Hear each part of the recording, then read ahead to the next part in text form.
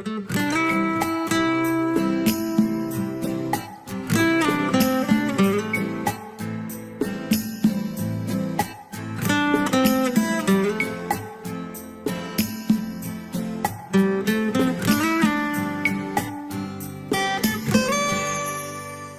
ះដូងអើ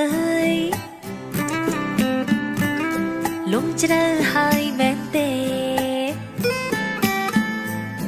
ទើបចេញតែចង់ជួបគេក្រុមវេលាបែបនេះបេះដូងអើយចំក្បែរគេខ្លាំងម្ល៉េះ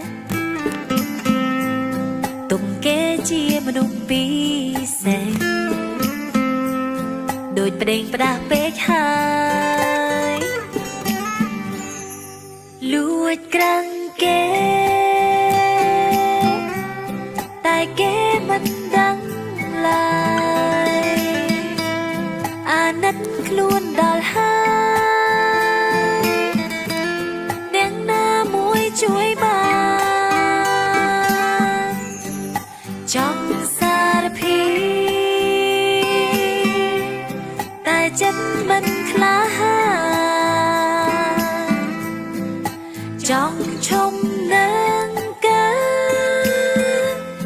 រិនតែធ្វើមិនបានត្រឹមក្រាំងក្នុងចិត្ត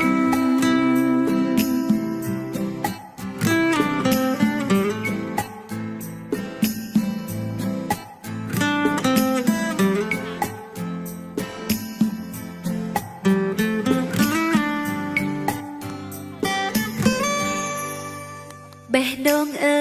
យលំជ្រៅហើយមែនទេទើបចេញតែចង់ជួបគេក្រុមវេលាបែបនេះ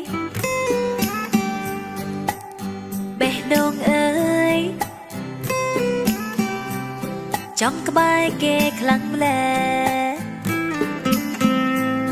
ទុំគេជាមនុស្សពិសេសដូចប្តេងផ្ដាស់ពេកហើ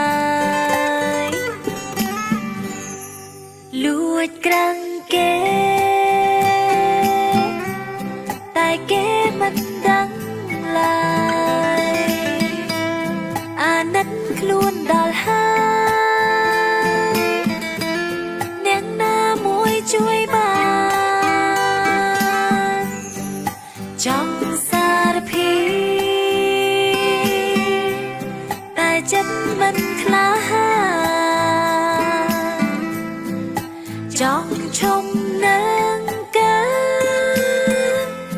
រិនតែធ្វើមិនបានត្រឹមក្រាំងក្នុងចិត្ត